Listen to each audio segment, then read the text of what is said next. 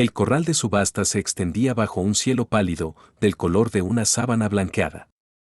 El polvo flotaba en el aire quieto, sin que el viento ni la conciencia lo molestaran. Una sola campana repicó desde la iglesia cuajada al otro lado de la calle, pero nadie levantó la vista. Todos los ojos estaban fijos en la plataforma torcida donde las mujeres paradas en filas parecían postes de cerca rotos, tratando de no inclinarse. Buzz Sacher llegó justo antes del calor del mediodía, con su abrigo demasiado pesado para el clima, sus botas cubiertas de arcilla roja de las tierras. No había planeado parar. El pueblo de Whitfield ya no le quedaba nada. Demasiados recuerdos que se pegaban a las fachadas de las tiendas como fantasmas y cortinas de encaje. Pero necesitaba una nueva reja de arado y algo de ungüento para caballos. Y se había jurado no seguir viviendo de la tierra sin reparar lo que la sostenía. Estaba atando su caballo afuera de la tienda general cuando lo oyó. El golpe fue seco y húmedo, como el hacha de un carnicero chocando contra cuero crudo. El sonido se retorció en el aire y rompió el silencio como un rayo sin trueno. Por un momento, nadie se movió. Ni la esposa del predicador, que se quedó con su mano enguantada a medio camino de la boca. Ni el hijo del banquero, congelado en medio de su vida. Ni Bo, que giró la cabeza lentamente hacia el corral de subastas con algo pesado formándose detrás de sus ojos. En la plataforma, una muchacha no mayor de 23 años se tambaleaba por el golpe, con la cara de lado, el labio pálido donde se había mordido el grito. El hombre que la había golpeado, Ezekiel Moore, de hombros anchos y cara roja, miró hacia la multitud como retando a alguien a detenerlo. No se para derecha, dijo, limpiándose la mano en el chaleco. No sirve ni pa' cargar un hombre, mucho menos una casa. Es salvaje como un gato montés. El marsal estaba junto al poste con los brazos cruzados, sin decir nada. Le pertenece a quien pague $5 y se la lleve rápido, agregó Ezequiel. O yo me la llevo de vuelta y la rompo como se debe. La muchacha no lloró. Se quedó ahí parada con una trenza deshecha, el vestido roto en el escote y algo más profundo que desafío en su postura. Algo como una vieja vergüenza llevada demasiado tiempo. Bo parpadeó una vez, luego bajó del tablón, caminó despacio pasando el borde de la multitud y cruzó al claro con pasos de bota que no se apresuraban ni se detenían. No dijo nada. Ezequiel soltó una risa burlona. ¿Tú también la quieres? No creas que una viuda como tú puede manejar el fuego 2 veces. Bo no lo miró. Su voz salió baja y firme. Doy 5. La multitud se tensó. Alguien tosió. El subastador se detuvo y luego balbuceó. ¿Estás loco, Aarón? Es una puja legal. Es tuya. Ezequiel murmuró, agitando una mano despectiva como quitando polvo. Bo no la tomó de la mano. Giró su cuerpo ligeramente hacia el borde del corral. Ven, dijo. La muchacha dudó. Sus dedos se movieron a los lados, luego se cerraron en puños. Bajó sin ayuda, aferrando una pequeña bolsa de tela contra su pecho. La multitud se abrió en silencio mientras caminaban lado a lado. Nadie se atrevió a hablar, pero muchos susurraron. Letty Granger, la viuda con ojos afilados como zarza, estaba en su mecedora de porche y le susurró a su vecina, lo va a lamentar al atardecer. Para cuando llegaron al borde del pueblo, la muchacha no había dicho una palabra. Bo la ayudó a subir al caballo, pero no la levantó. Cabalgó del lado detrás de él, sin tocarlo, sin sujetarse. El camino fuera de Whitfield se curvaba como una pregunta sin respuesta. No fue hasta el segundo kilómetro que ella habló. No sabes lo que estás haciendo. La mirada de Bo se quedó en el sendero adelante. Tal vez. No soy blanda, dijo ella. Ni obediente, ni limpia. No soy una piel pa, eso. Él no contestó. El sendero se angostó pasando los algodillos donde un arroyo murmuraba bajo sobre las piedras. El caballo aminoró el paso por cuenta propia, reconfortado por el sonido. Ella se movió en la silla y hizo una mueca. Él lo vio, pero no comentó. ¿Cómo te llamas?, preguntó en voz baja. Dorame. ¿Está bien si te digo así? Ella asintió una vez. Un halcón pasó por encima, planeando en círculos. El cielo se extendía más ancho mientras cabalgaban al norte donde los árboles se adelgazaban y la tierra se abría en llanura azotada por el viento. Su rancho estaba al borde de la nada, rodeado de postes de cerca inclinados como hombres cansados y un granero que se inclinaba más. Cuando llegaron, Bo desmontó del caballo y le ofreció su mano, no para tocar, solo para estabilizar. Ella la ignoró y bajó sola, encogiéndose cuando sus botas tocaron la tierra. Él no le dijo a dónde ir. Abrió la puerta y entró primero, no como un amo, sino como alguien que también poseía dolor. Ella lo siguió. La casa era pequeña, simple, con paredes que crujían como si recordaran días más felices. El polvo brillaba en la luz que entraba por la ventana con persianas. Él señaló hacia la habitación de atrás. Esa está limpia. Ella miró alrededor. ¿Tu esposa se fue hace cuánto? 3 años. Ella no dijo más. No soltó su bolsa. En cambio, se sentó cerca del hogar, donde las brasas se habían apagado hacía rato, y cruzó los brazos alrededor de las rodillas como una niña preparándose para un trueno, pero se salió. Él cortó leña en silencio, no para el fuego, sino para tener que hacer. Cada golpe hundía el hacha en el tocón, pero el alivio no llegaba. La imagen del golpe lo perseguía.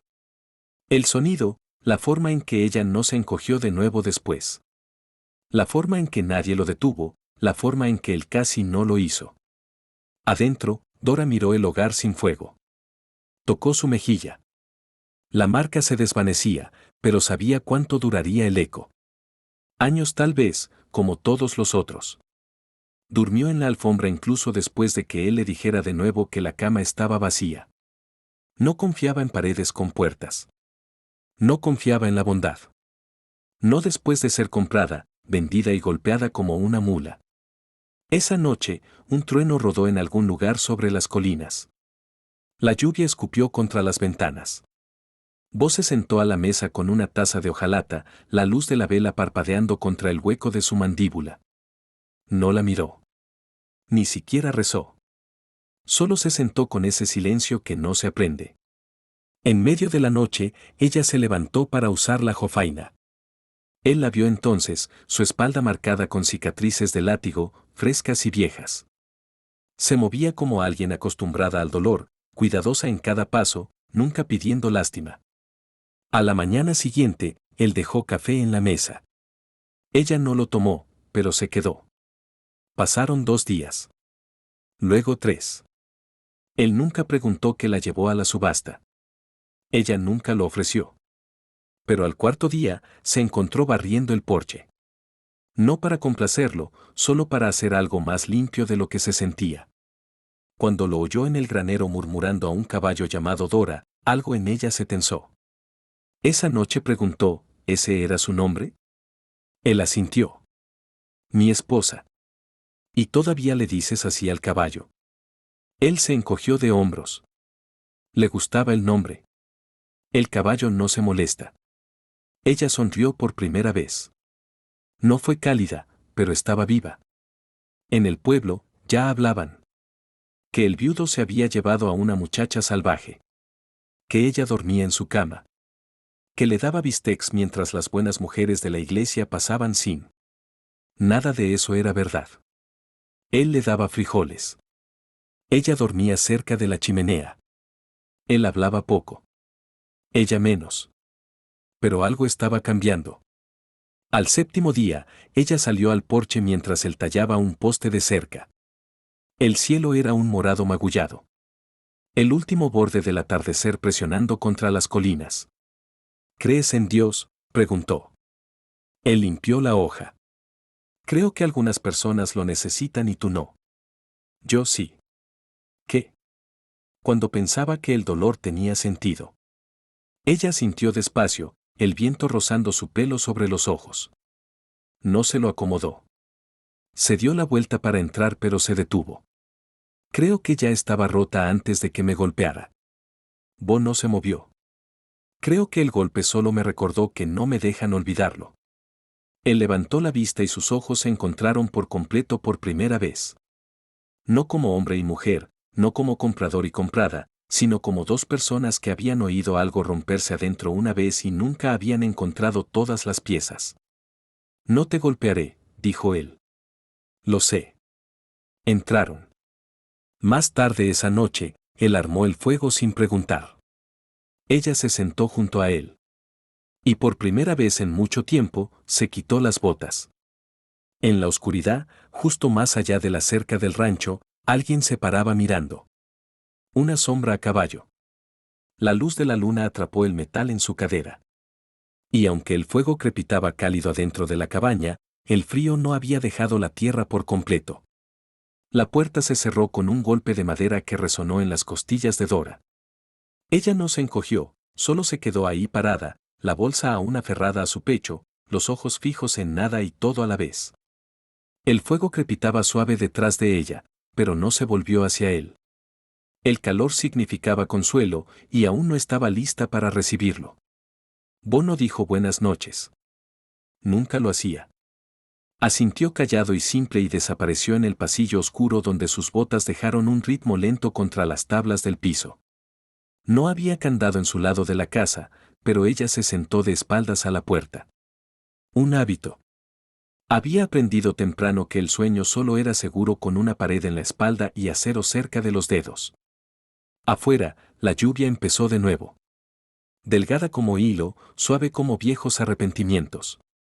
Susurraba contra los vidrios, tocando el cristal como alguien demasiado cortés para exigir entrada. Se quedó despierta hasta que se convirtió en silencio.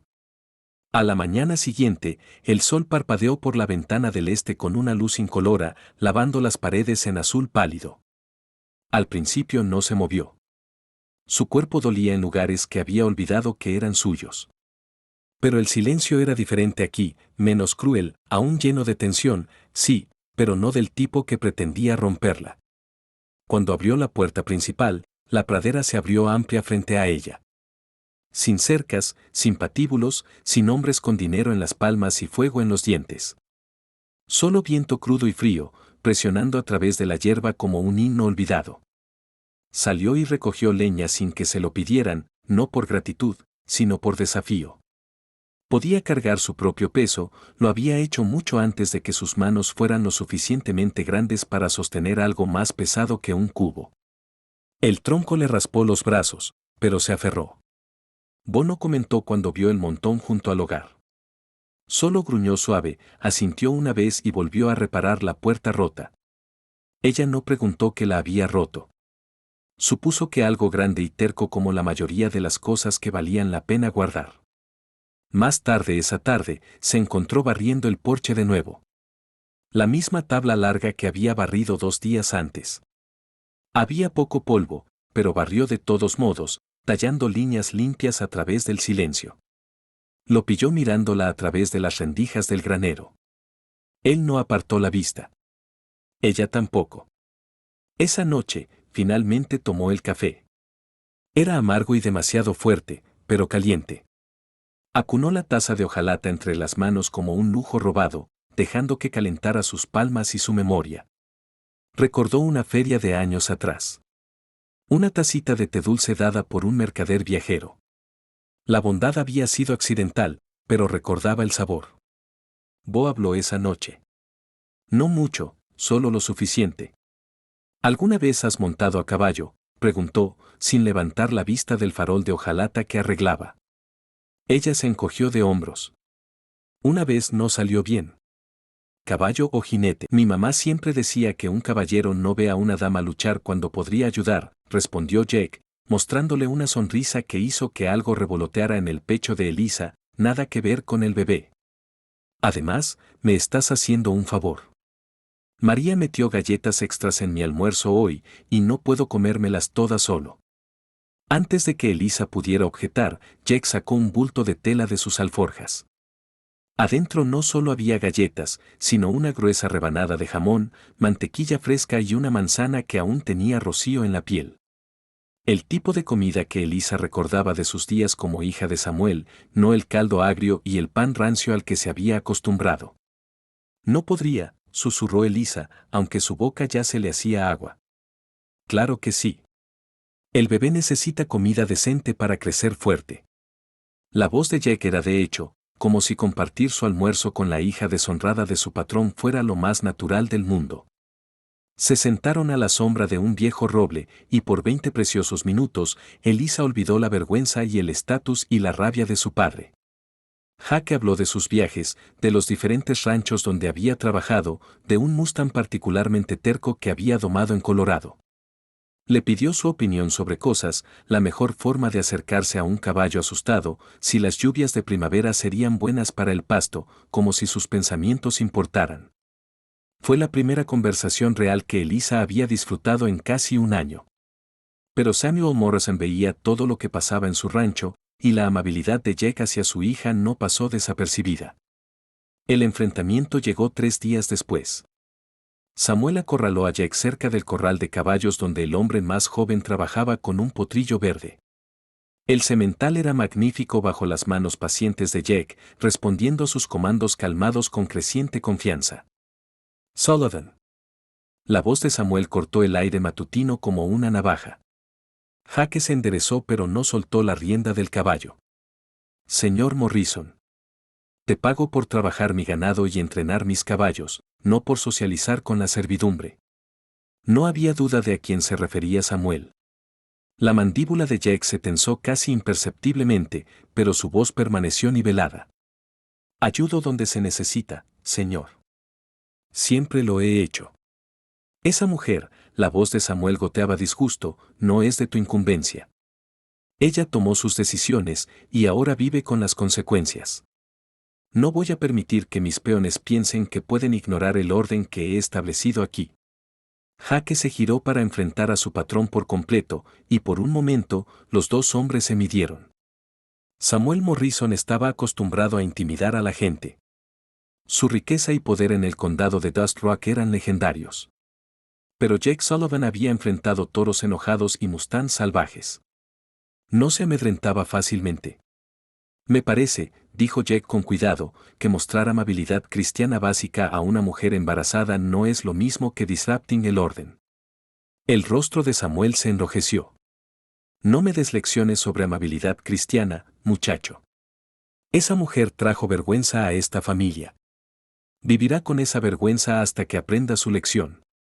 ¿Y qué lección sería exactamente? La voz de Jack permaneció calmada. Pero había acero debajo. ¿Qué cometer un error significa que merece ser tratado peor que al ganado? El silencio que siguió fue peligroso. Samuel Morrison no estaba acostumbrado a ser desafiado, especialmente no por un peón. Pero Jack no retrocedió, no bajó la mirada ni se disculpó. Simplemente se quedó allí sosteniendo la rienda del potrillo, esperando. Eres nuevo aquí, Sullivan. Así que te lo explicaré una vez, dijo Samuel finalmente, su voz baja y amenazante. Esa mujer es mi asunto y solo mío. Mantén tu distancia o te encontrarás buscando trabajo en otro lado. Hay muchos hombres que tomarían tu puesto sin hacer preguntas sobre los asuntos familiares. Jaque asintió lentamente. Entiendo su posición, señor Morrison. Pero entender no era lo mismo que estar de acuerdo, y ambos hombres lo sabían. Esa tarde, Jack buscó a Elisa en el huerto donde ella deservaba entre las hileras de cebollas tempranas de primavera. Ella levantó la vista cuando su sombra cayó sobre su trabajo. Jack vio algo en su expresión que le apretó el pecho. Miedo, pero no de él. Miedo por él. Hablaste con mi padre, dijo ella. No era una pregunta. Lo hice. Te dijo que te alejaras de mí. De nuevo, no una pregunta. Elisa había vivido lo suficiente con los métodos de Samuel Morrison para predecirlos. Jaque se arrodilló a su lado en la tierra del huerto, su presencia sólida y tranquilizadora. Me dijo muchas cosas. No significa que tenga que escucharlas todas.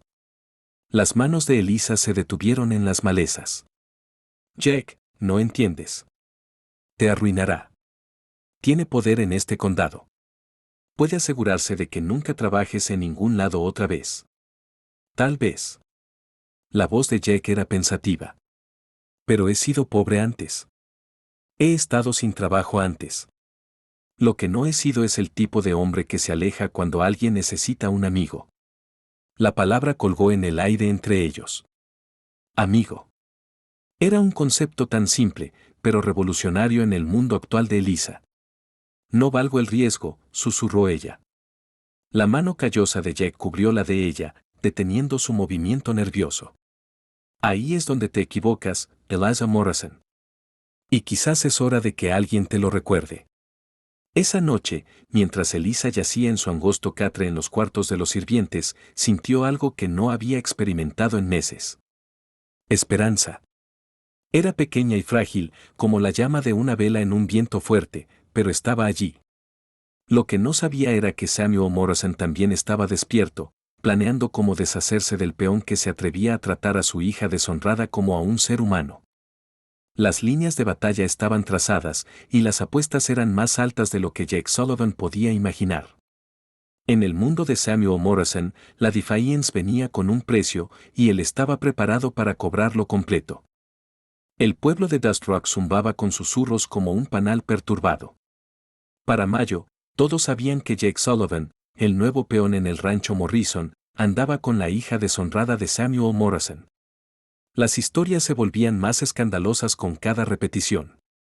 Seguramente él era el padre de su hijo, decían.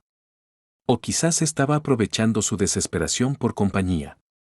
Nada de eso era verdad, pero la verdad nunca había detenido los chismes de pueblo chico. La amistad de Jack y Elisa se había profundizado a través de momentos robados de conversación y comidas compartidas. Él le traía libros de la casa principal cuando Samuel no miraba, recordando cómo ella había mencionado que amaba leer. Ella lo ayudaba a entender las complejas relaciones entre los peones y las mejores formas de acercarse a Samuel cuando necesitaba suministros o cambios de equipo. Su conexión se basaba en respeto mutuo y cuidado genuino, algo raro y precioso en ambas vidas. Pero para el mundo exterior, parecía escándalo sobre escándalo. La crisis llegó en un sábado sofocante de finales de mayo. Elisa ahora tenía 8 meses de embarazo. Sus movimientos eran laboriosos y sus pies constantemente hinchados. Había estado fregando los pisos de la casa principal desde el amanecer, una tarea que requería trabajar de rodillas por horas. Para la tarde, estaba exhausta y mareada, pausando frecuentemente para recuperar el aliento. Jake la encontró colapsada en el pasillo, inconsciente por el calor y el agotamiento. No dudó. Tomándola en brazos, la llevó a la sombra del porche delantero, llamando por agua y paños fríos. Su camisa estaba quitada como de costumbre cuando trabajaba en el calor, y sus brazos musculosos acunaban la forma inconsciente de Elisa con gentileza infinita. Así fue como Samuel Morrison los encontró cuando regresó del pueblo con un grupo de prominentes rancheros y sus esposas. Su peón medio desnudo sosteniendo a su hija embarazada en lo que parecía un abrazo íntimo. La explosión fue inmediata y volcánica. Quítale las manos de encima. El rugido de Samuel hizo que cada persona en 100 yardas corriera. ¿Cómo te atreves a tocar a mi hija?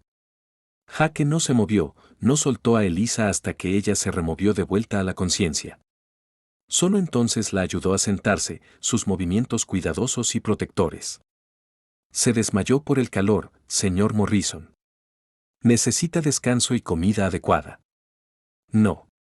No me digas que necesita mi hija. El rostro de Samuel estaba morado de rabia. Sé exactamente qué necesita, y no es la atención de cada vagabundo que llega a mi propiedad. La señora Calbell, la esposa del alcalde, susurró algo detrás de su abanico a la señora Henderson del banco. Sus expresiones escandalizadas dejaban claro que pensaban que estaban presenciando. Elisa luchó por ponerse de pie, con la mano firme de Jack en su codo. Papá, solo estaba ayudando. Cállate la boca. La mano de Samuel se levantó como para golpearla, y Jack se movió instantáneamente, colocándose entre el padre y la hija. Basta. La voz de Jack era quieta, pero llevaba la clase de autoridad que hizo que todos se congelaran. No ha hecho nada malo. El silencio se estiró como un alambre a punto de romperse. Samuel Morrison miró al peón que se atrevía a proteger a su hija de su propia mano mientras su audiencia observaba con fascinación horrorizada. Vete de mi propiedad, dijo Samuel finalmente, su voz mortalmente quieta. Empaca tus cosas y lárgate ahora. Jake asintió calmadamente. Necesitaré cobrar mis salarios primero. No lo ofrecí. Ella sonrió para sí, apenas. Esa noche comieron juntos. Sin mantel, sin velas, solo cucharas raspando platos y el chisporroteo de los leños. Jonah se quitó las botas y se acurrucó bajo una colcha. Elías se recargó en la silla, ojos entrecerrados. Delila recogió los platos sin que se lo pidieran. Los lavó hasta que brillaron. «Puedes quedarte la noche», dijo Elías. «Pensé que ya me quedaba», respondió ella. La boca de él se torció. Tal vez fue una sonrisa. El cuarto de huéspedes era sencillo, cama angosta, colcha hecha a mano doblada a los pies. Sin espejo, sin adornos, solo calor. Delila no lloró, pero se quedó mucho rato en la ventana mirando los campos oscuros y la luna sobre la nieve. Esta vez durmió sin tiritar. Durante la semana siguiente se levantaba temprano y trabajaba duro. Arregló el pestillo del gallinero, fregó la estufa hasta que el hierro relumbró y le enseñó a Jonah a coser un botón con hilo grueso para sus deditos. No hablaba de más, pero su presencia llenaba la casa como música que no notas hasta que se calla. El pueblo empezó a murmurar otra vez. Que Elias Hart había recogido a la novia rechazada. Que estaba gorda pero útil. Que tal vez se quedaba allá porque nadie más la quería. Los rumores no le llegaban directo, pero entraban por las miradas y los silencios cuando iba al pueblo por harina o tela. No les contestaba, no les dejaba calar en los huesos. Una tarde, mientras luchaba por bajar un costal de avena de la carreta, Elías apareció a su lado. No habló, solo lo levantó con un brazo y lo puso dentro del establo. «Tenía», dijo ella. «Lo sé». Ella cruzó los brazos. «No quiero que me rescaten». «No estoy rescatando». Estaban en la puerta del establo, la nieve cayendo como ceniza afuera. Él la miró, pero de verdad, no como quien hace inventario, sino como quien despierta de algo. «Tú nunca pides nada», dijo. «La gente deja de escuchar después de un rato». «Yo estoy escuchando». Ella tragó fuerte. «¿Por qué?». No contestó. Solo dio un paso atrás a la nieve y volvió al tajo de cortar leña. Esa noche, después de la cena, encontró un chal extra doblado en su cama. Nadie lo mencionó. Ella se lo puso sobre los hombros y le leyó a Jonah a la luz del farol. Su voz suave, firme, llenando los rincones de una casa que ya no se sentía temporal. En el silencio después, con el fuego bajo y Jonah dormido, Elías se quedó en su silla. «¿Por qué viniste hasta acá?», preguntó bajito. «¿A que me eligieran?». «¿Tú fuiste?». «No». «Me midieron y me devolvieron sin abrir». Él asintió despacio. Ese fue su error. Ella se volvió hacia él, el corazón latiéndole fuerte y lento. «Tú no te encoges cuando me miras», dijo. «Veo». «¿Qué ves?». Él se levantó, fue a la estufa y removió las brasas. «Que nunca pediste que te quisieran a gritos». «Pero debieron haberlo hecho». No contestó. No había nada más que decir, solo quedarse. La tormenta llegó sin truenos, solo un viento que susurraba advertencias entre los árboles y retorcía la nieve en cintas largas y amargas. Al anochecer, el rancho Hart quedó envuelto en un silencio que parecía más aliento contenido que quietud. El cielo se puso gris plomo. Las gallinas se apiñaron. Hasta el perro dejó de ladrar. Delila estaba junto a la ventana, mangas remangadas, delantal húmedo de tanto fregar. Veía las nubes arrastrarse por el horizonte como bestias heridas. Algo en su pecho aleteaba, un sentimiento que había conocido antes, hace mucho, cuando el tren que la llevaba al oeste se perdió en tierra de ventiscas y lo único que pudo hacer fue pegarla frente al vidrio y rezar. Elías entró justo después de oscurecer, botas pesadas de lodo y nieve.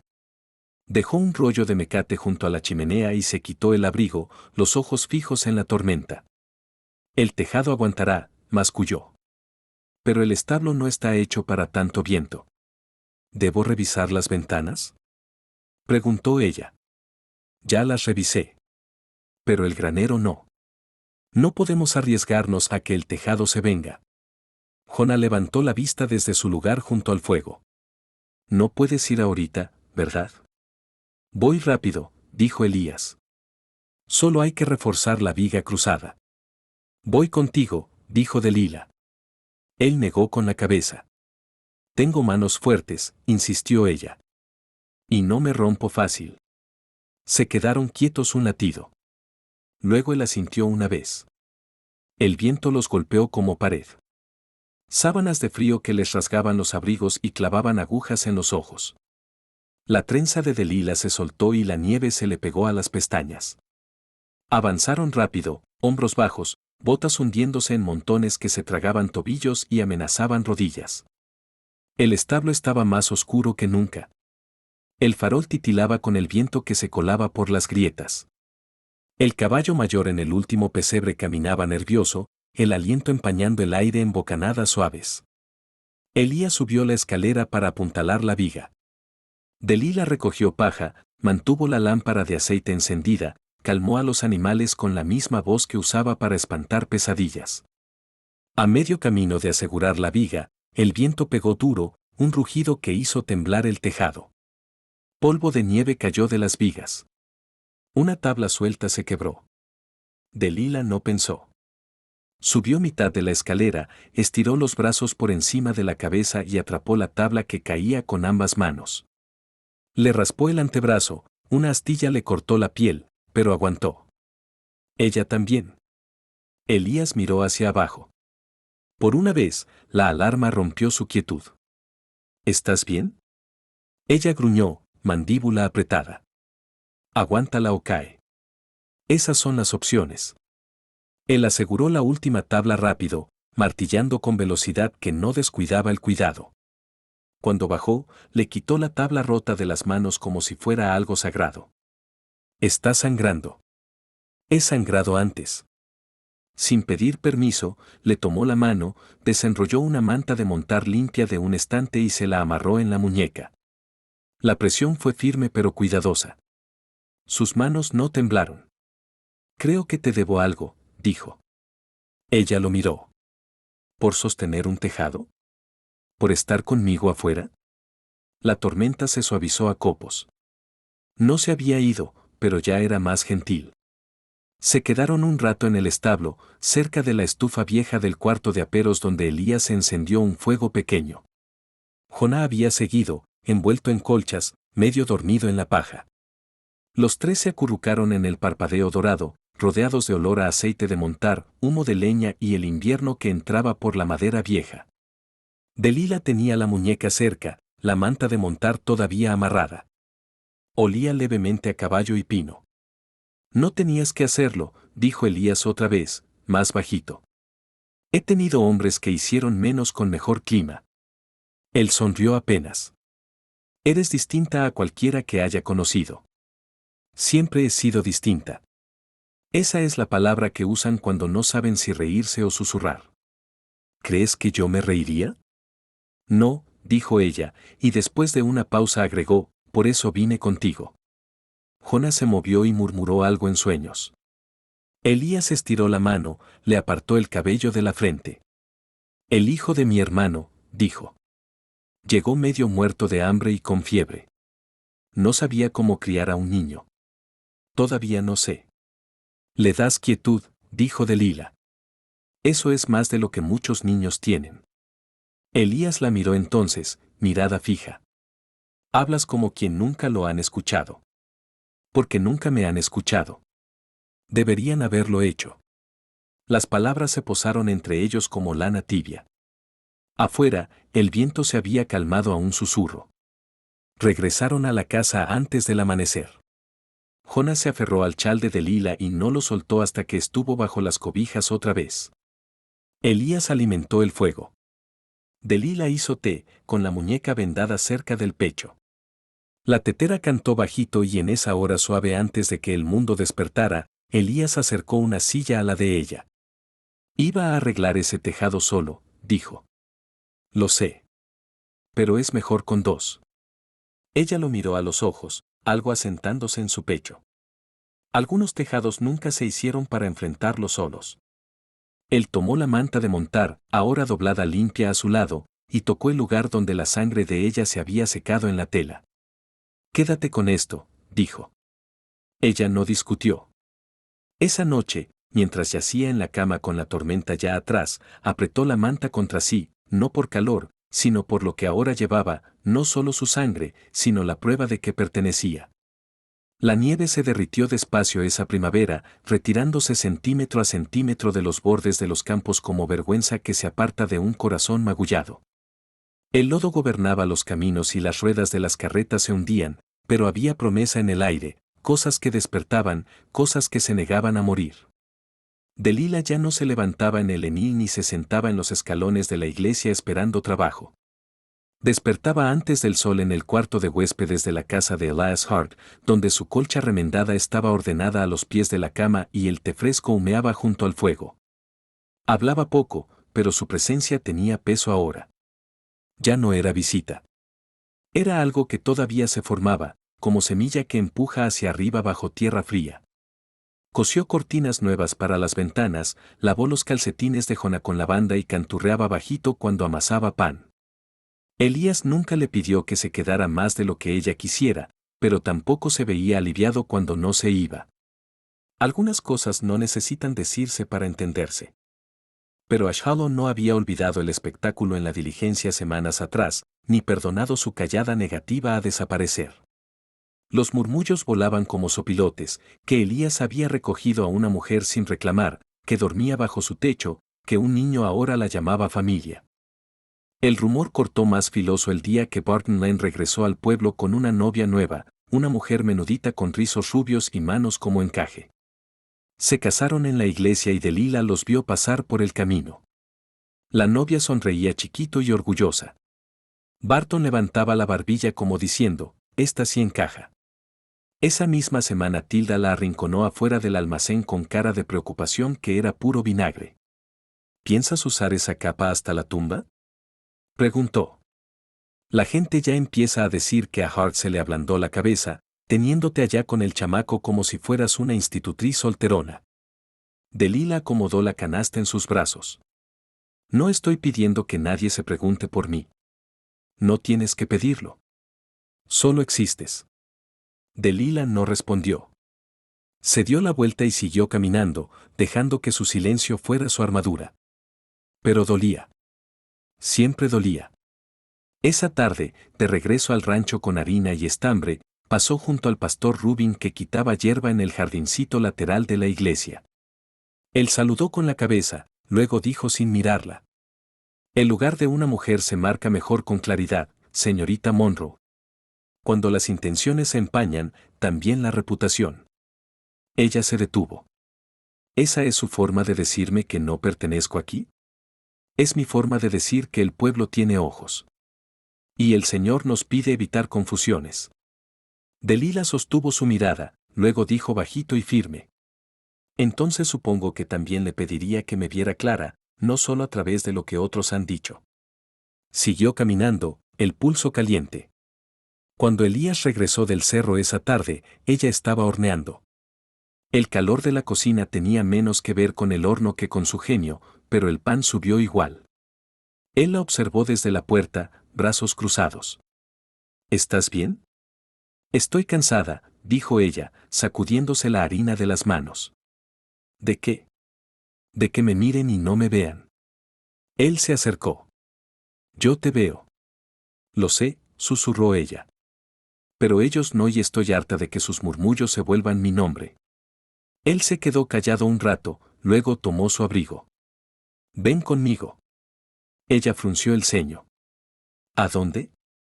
A la iglesia. ¿Caminando? El sol todavía está arriba. Dudó, luego se limpió las manos, se desató el delantal y lo siguió al crepúsculo dorado. Las calles estaban casi vacías.